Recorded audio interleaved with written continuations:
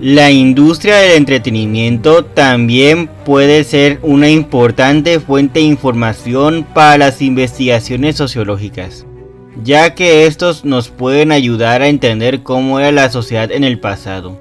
En Corazón Salvaje, ambientada en el Porfiriato, podemos ver cómo nos presenta una imagen de cómo eran las familias en aquel entonces. En mi tesis busqué identificar esos errores, mismos que les mostraré en el presente trabajo. Las investigaciones que giran en torno a las telenovelas por lo general tienen una orientación de carácter social.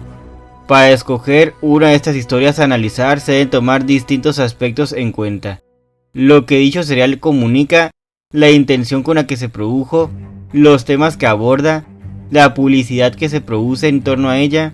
Al ser estas representaciones sociales que modelan la forma de vida de los mexicanos en su modo de pensar y sus sistemas de valores, es así como contribuían a difundir una representación social que respondía a un determinado momento social.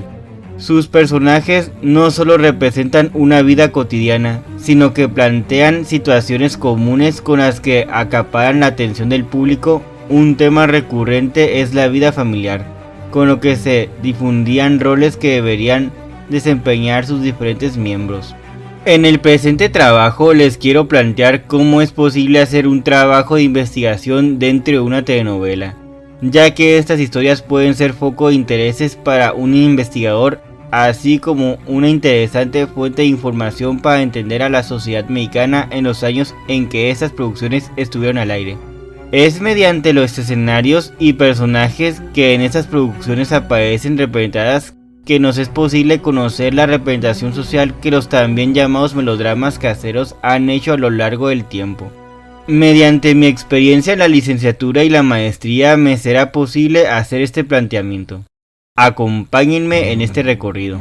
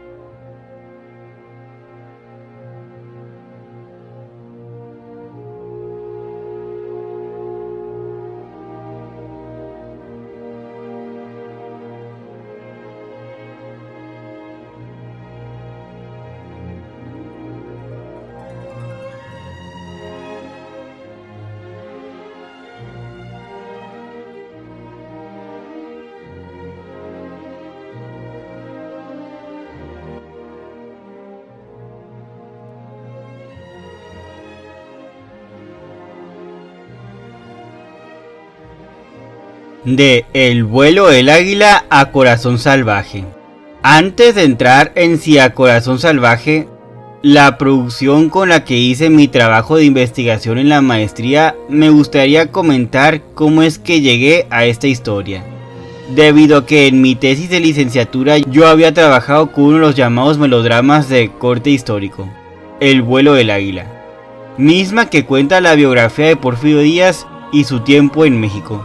Para seguir con mi estudio sobre producciones que han abordado el porfiriato en sus representaciones, en la maestría quise hacer un análisis comparativo de Corazón Salvaje, Amor Real y El Hotel de los Secretos, ya que las tres son telenovelas de época que abordan el mismo periodo de México, aunque de diferentes perspectivas. En la primera tenemos un país en pleno momento histórico, mientras que en la segunda y la tercera es el final de esta era y el estallido de la Revolución Mexicana.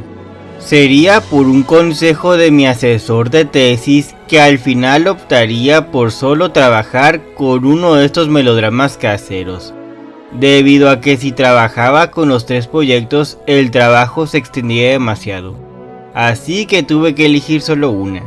Optaría por Corazón Salvaje, más que nada porque de todas las versiones que hay de este clásico de Caridad Bravo Adams trabajaría con la de 1993.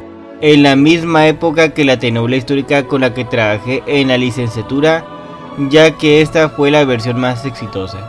Después de elegir una de estas producciones vendría la pregunta, ¿con cuál de todos los temas que aborda esta historia del corazón trabajaría? Ya que se nos presentan muchos aspectos debido a la ambientación. Podíamos hablar de la vida de los jornaleros en la finca de Campo Real, o cómo era la justicia y los representantes de la ley en el pueblo de San Pedro, que es donde se significa nuestra historia, o incluso la vestimenta de nuestros personajes, ya que esta última ayuda mucho para que los actores entren en la ambientación de la historia. Finalmente, y por consejo de mi asesor de tesis, decidimos abordar la representación de la familia dentro de la producción televisiva. Para entrar al tema, primero debíamos conocer si los roles familiares planteados en la tercera versión de Corazón Salvaje corresponden a los de una familia del siglo XIX, o si en realidad solo son un reflejo de los valores familiares de mediados del siglo XX, y con ello identificar el modelo familiar que se promueve. Para lo cual es indispensable conocer el ideal del parentesco en los siglos anteriormente mencionados. Para identificar la representación de la familia dentro de Corazón Salvaje, los roles y valores que juegan los personajes y compararlos con el periodo de ambientación, tuvimos que analizar la fidelidad histórica de la telenovela. La investigación se realizó desde una perspectiva metodológica cualitativa. Identificar las representaciones sociales de la figura familiar en el melodrama fue posible mediante un análisis del discurso audiovisual, al tomar en cuenta que el guión de la telenovela se escribe con imágenes y sonidos. Este método permitió observar la telenovela como documento histórico, ya que muestra mensajes grabados para influir en el espectador. Es así como llegamos al primer capítulo, donde nos enfocamos a hablar de la representación social y familiar. Comenzamos con la representación de las ciencias sociales. Para lo mismo tuvimos que conocer sus antecedentes en la figura del pensador Émile Durkheim, quien fue el primero en acuñar el concepto de representación colectiva. Él distinguía el pensamiento social del individual, ya que consideraba que el primero estaba compuesto por figuras y expresiones socializadas con fuerza coercitiva sobre los individuos, un pensamiento colectivo que asume en la vida diaria. Las creencias que forman parte del pensamiento colectivo son las representaciones mismas que sufren de modificaciones, cada uno se fabrica su propia forma de ver las cosas. Los conceptos no tienen que ser reales para que la gente crea en ellos. Tienen que guardar armonía con otras creencias, ya que al no hacerlo serían negados. Las creencias y prácticas sociales son exteriores al individuo. Son dotadas de un poder de coacción en virtud del cual se imponen sobre él.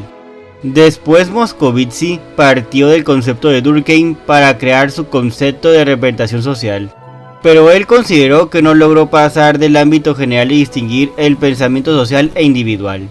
Desarrolló el análisis específico de las representaciones, distinguiéndolas de las opiniones, imágenes, mitos, percepciones, etc. La información, imagen y actitud proveen de una idea de contenido y sentido, hacen que el mundo sea lo que pensamos que es, o que debe de ser. Se traduce en acción, tiene origen en el individuo y se cierra en él. Al conocer estos aspectos podemos definir cómo son las representaciones sociales de la familia durante los siglos XIX y XX en Hispanoamérica. Tenemos que entre los años de 1800 hasta 1950 las familias fueron de estructura patriarcal y en cierto modo burguesa. En ambas representaciones se mantuvo un rol hegemónico, del padre a quien estaban subordinados la madre y los hijos.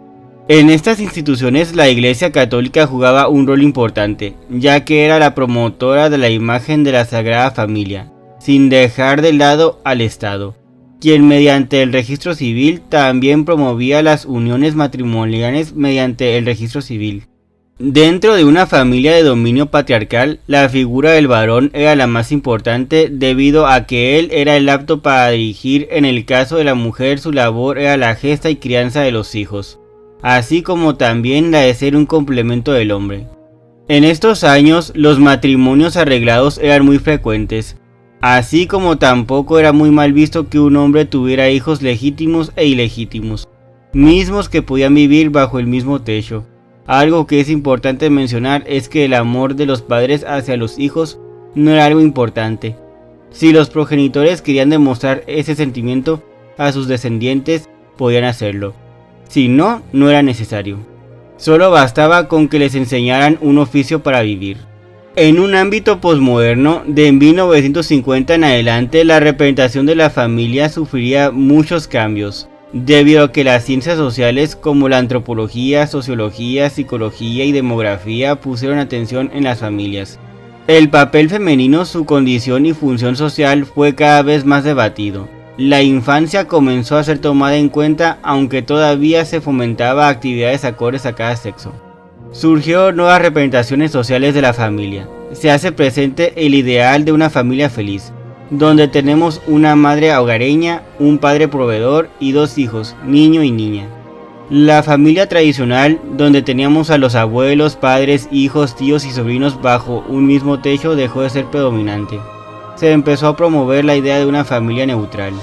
Surgieron otros estilos de familias, las monoparentales y reconstituidas, incluso la fuga de parejas, el famoso robo de la novia, dio paso a la unión libre, así como las parejas del mismo sexo, la inseminación artificial, el divorcio, los métodos anticonceptivos, así como la migración del campo a la ciudad o Estados Unidos.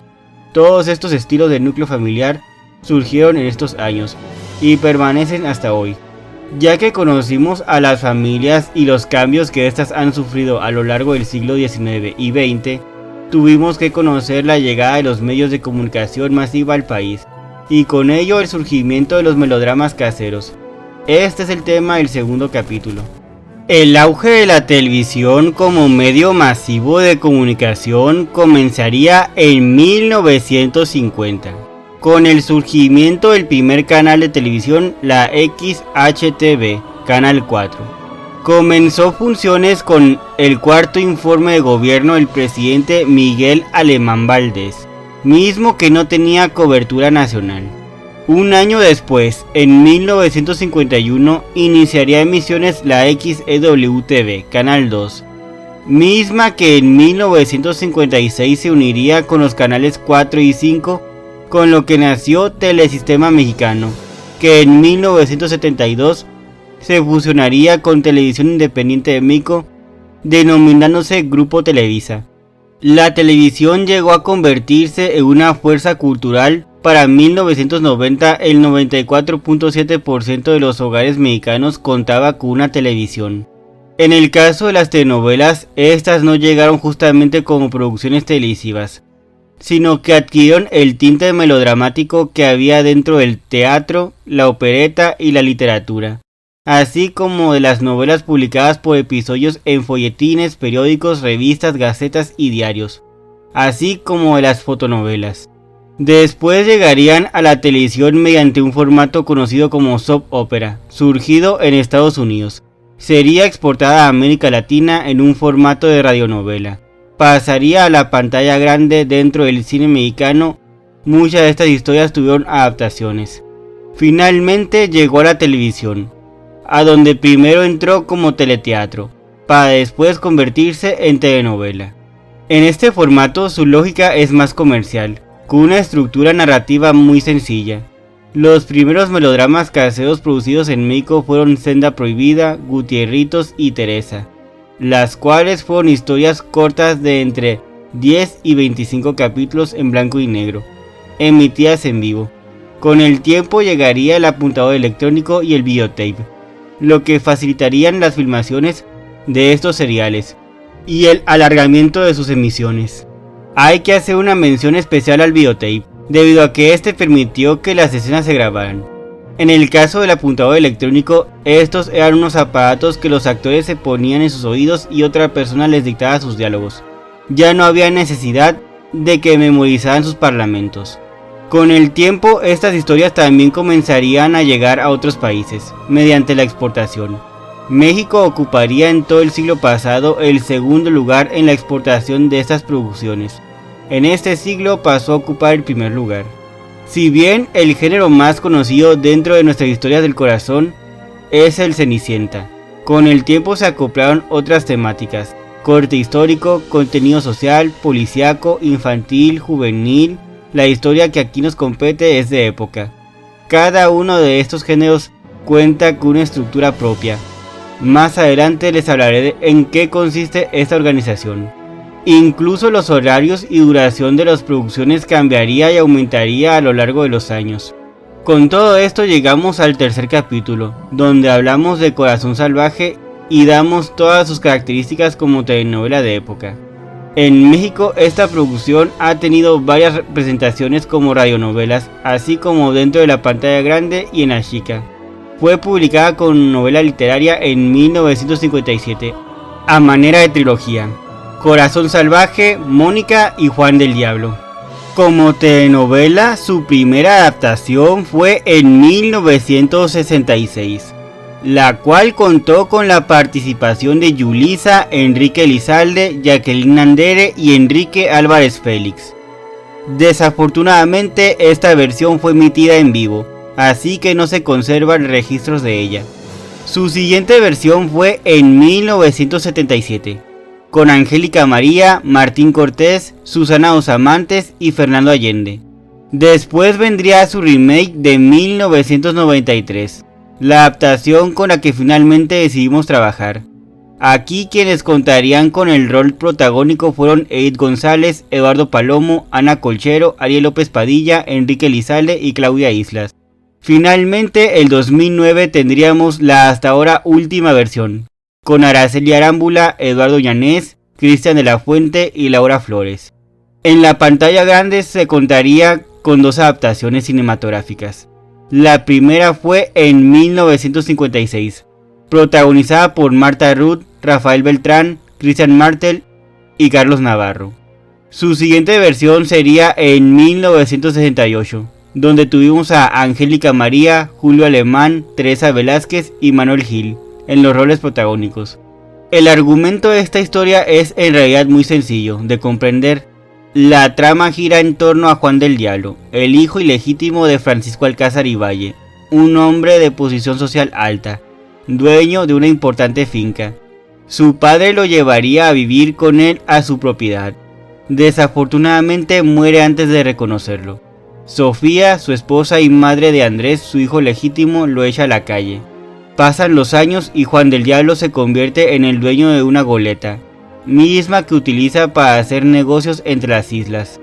Andrés se encontraría comprometido en un matrimonio arreglado con Mónica, la hija mayor de los Altamira, una familia compuesta por ella, su hermana Aimé y Catalina, la madre de ambas.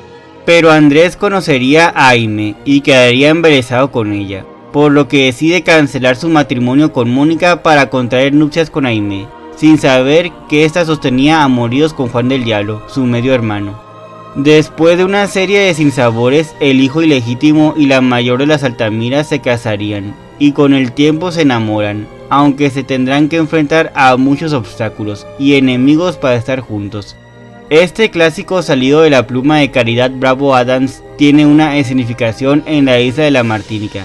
Para mexicanizar el relato lo cambiarían de escenario al puerto de Veracruz, aunque existe la posibilidad de que las primeras adaptaciones hayan sido con representación de esta isla. Aquí tenemos un país en pleno porfiriato. El escenario principal es la finca azucarera de Campo Real, donde podemos ver el trato tan deplorable que sufren los jornaleros, quienes viven ahí en barrancones. Tienen una pequeña iglesia y un cementerio donde pueden enterrar a sus muertos. Estas personas se ven enfrentadas a los malos tratos de su capataz, Bautista, quien no se tienta el corazón para castigarlos de las peores maneras. Incluso sabemos que a estas tierras llegan a trabajar reclusos quienes son enviados de la penitenciaría. Otros llegan ahí porque fueron secuestrados. Sería el caso de los amigos de Juan del Diablo, quienes fueron arrestados después de una redada en la taberna del Tuerto, acusados por cargos falsos, solo para ser enviados como una mano de obra barata a Campo Real. Otro dato importante a mencionar es la justicia en el pueblo de San Pedro, ya que por prácticas que sostienen algunos de los personajes, sabemos de la existencia de un presidente municipal, mismo que nunca aparece, debido a que siempre dicen que está en la capital atendiéndose de una enfermedad. por lo que todas las funciones recaen en la figura del alguacil Espíndola, el jefe de la policía y teniente del ejército. Sería con la muerte de este hombre que todos los representantes de la ley quedarían desorientados y la localidad carente de una autoridad policial. Con la llegada del juez Romero Vargas, quien vino para llevar el caso de contrabandismo en contra de Juan del Diablo, podemos ver cómo este hombre trata de mejorar las cosas, al poner a la policía a que vigilaran los lugares que nuestro protagonista acostumbraba a frecuentar. Incluso utilizaría una práctica identificada con el porfiriato, al usar a los rurales, policías disfrazados como pordioseros, para que estos vigilaran la propiedad de este hombre. Un aspecto muy importante para llevar a cabo una producción de época es la vestimenta, la cual ayuda mucho para la ambientación de estos seriales televisivos, ya que esto es lo que determina la personalidad de cada personaje. Como el porfiriato, la sociedad sufrió una serie de cambios en la manera de vivir, la imagen personal y familiar adquirieron una importancia relevante. Quienes mejor representan este estilo de vida dentro del relato son los personajes de Aimé y Mónica, al representar un tipo de mujer tan distinto uno del otro. La primera siempre vestía de un modo escotado, con alhajas y vestidos de seda, así como también usaba sombrillas, abanicos, objetos que para estos tiempos eran considerados como símbolos de elegancia. Mientras que la segunda contaba con una apariencia más decorosa, manteniéndose en los límites de la modestia y decencia, dado que estos eran los preceptos socialmente aceptados de la mujer en esta época. Ella intentó ser monja, por lo que al dejar el convento comenzó a utilizar vestidos sencillos con mantillas de encaje y una cadena con la imagen de la Virgen. No utilizaba joyas como el caso de su hermana. Finalmente, ya con toda esta información, entramos en materia al cuarto capítulo, donde hablamos de la representación social de la familia, en Corazón Salvaje. En el melodrama tenemos dos familias importantes, los Alcázar y Valle y las Altamira. La primera es de un modelo patriarcal y tradicional de ese tiempo. Aquí tenemos que la figura de Francisco Alcázar y Valle, un padre dominante que cumple con sus obligaciones como proveedor de familia y sostiene una buena relación con sus hijos, en ningún momento necesitó imponerse ante ellos, para que respetaran su autoridad. Podemos ver que él sí les demuestra afecto hacia sus hijos. Es un bígamo, ya que sostenía relaciones con otras mujeres. Pensaba que al cumplir con su rol de proveedor de la casa tenía el derecho de ser atento con otras mujeres. Llegó a mencionar que Sofía, su esposa, tenía años negándole los derechos maritales. Francisco no es la imagen tanto de un padre de finales del siglo XIX, sino más bien de mediados del XX. Ya que estaba lejos de esa figura del patriarca intocable, se daba el tiempo de convivir con su hijo Andrés, tanto para reprenderlo o instruirlo como para jugar con él. Aquí la figura de la madre cumplía con su rol de secundar a su marido en todas sus decisiones, y en el ámbito doméstico procrear y ser la educadora de los hijos. Representaba con mucha distinción esa posición de administradora del hogar y pilar del matrimonio, complemento y adorno del hombre, quien tiene la maternidad como el más supremo bien al que una mujer debía aspirar. En la viudez asumió otra faceta. Al convertirse en la matriarca, recayeron en ella todas las responsabilidades de su difunto marido en la administración de la finca. También sería quien arreglara el matrimonio de su hijo con Mónica. En esta familia tenemos la representación de un hijo legítimo y uno ilegítimo. La primera es representada por el personaje de Andrés, quien fue educado en las mejores escuelas europeas y gozó de muchas comodidades de la época, mientras que el segundo sería Juan del Diablo, su medio hermano, quien creció en la orfandad y aprendió a sobrevivir en las calles y puertos. El segundo modelo familiar que aparece representada en esta producción son las Altamira, la cual está compuesta por tres mujeres, Catalina, Mónica y Aimé. Ostentan el título de condesas, en un México donde esos títulos de realeza ya no tienen ningún valor nobiliario. Solo conservaban la nobleza por respeto. Su única posesión era una mansión en mal estado. Doña Catalina es la matriarca, representa la otra cara de la viudez, debido a que no concibe la idea de trabajar al considerar que solo debía hacerse cargo de la crianza de sus hijas. Como viuda cubrió todos los espejos de su casa y renunció a todo objeto de vanidad y adorno. Prefirió recurrir a un matrimonio arreglado para evitar que su familia cayera en desgracia. Es el vivo retrato de que en esta época el apellido era tan importante como la posición económica, pues podía haber familias en bancarrota pero con un apellido que todavía valía en la sociedad. Serían sus dos hijas quienes son las representaciones de dos tipos de mujer distinto. Mónica es quien juega el rol tradicional de la mujer, ser débil y dependiente de las diferentes dimensiones de lo social, por lo cual termina con un final feliz. Mientras que Aimee rompe con el rol anterior, era ociosa, vanidosa y con una moral relajada, por lo que tiene un final trágico. En este sentido, esta telenovela utilizó el lugar común del género. Quien sigue las buenas costumbres es recompensado, y quien no las acata es castigado de la peor manera.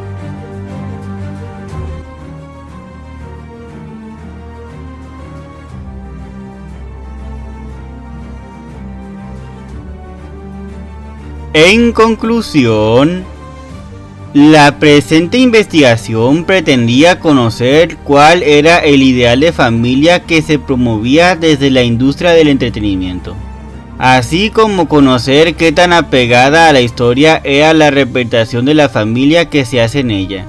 También buscaba incorporar la televisión y las telenovelas como fuentes de investigación histórica, ya que son una de las vías más influyentes para la difusión de valores en la segunda mitad del siglo XX. Mediante este análisis pretendía mostrar la representación social de la familia que se llevara a cabo en Corazón Salvaje, en su formato de telenovela del año 1993. En términos de la caracterización de los personajes, el desarrollo de la vida familiar, en la evolución de la trama, entre otros aspectos. En dicha época y espacio, el modelo familiar imperante era de estructura patriarcal. La representación social promovida no corresponde enteramente a dicha estructura familiar. Más peso de la madre que del padre. Ausencia de lagartijos en las familias pudientes. La historia promovió los nuevos valores familiares de la segunda mitad del siglo XX. Los derechos de los niños, el amor entre parejas, el reconocimiento social de las familias monoparentales, entre otros. Y bueno, este fue un recorrido por lo que fue mi trabajo de tesis en la maestría. Al momento que retome mi proyecto de doctorado, hablaré sobre Eulalio González el Piporro.